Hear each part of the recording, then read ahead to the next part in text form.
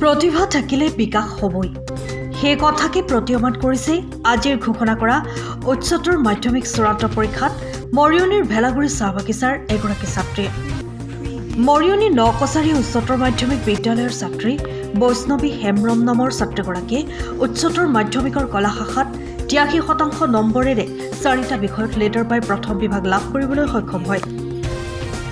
মৰিয়নিৰ ভেলাগুৰি চাহ বাগিচাৰ পিতৃ মাতৃহীন বৈষ্ণৱীৰ এগৰাকী মামীয়েক অঞ্জলি মাঝীয়ে বহু কষ্টৰে বৈষ্ণৱীক পঢ়া শুনা কৰোৱাইছিল।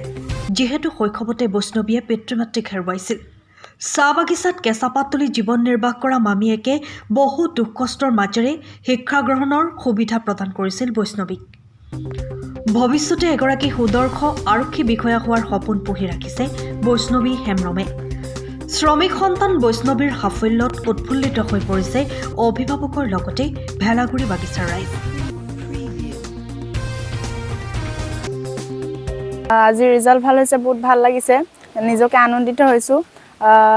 মই যে আজি ৰিজাল্টটো ভাল কৰি নিজৰ কষ্টৰ ফলত কষ্ট কৰিছোঁ, কষ্টৰ ফল মিঠা পাইছোঁ আৰু বহুত আনন্দিত, বহুত ভাল লাগিছে।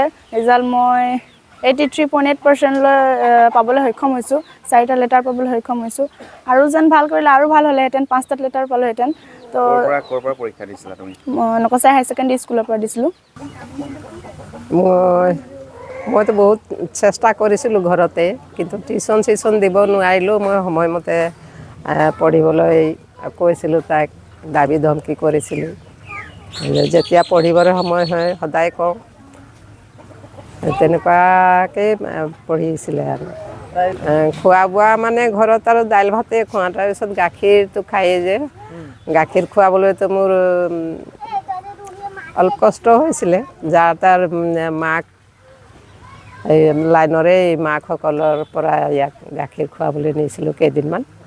অলপ দিন তেনেকুৱাই কৰি কৰি পিছলৈ গাখীৰ কিনি খুৱাইছিলোঁ। তাৰপিছত ভাতেই খুৱাওঁ। মই এই কেৰেচতে কৰোঁ, কোন বাগানত? এই ভেলাগুৰি বাগানৰ।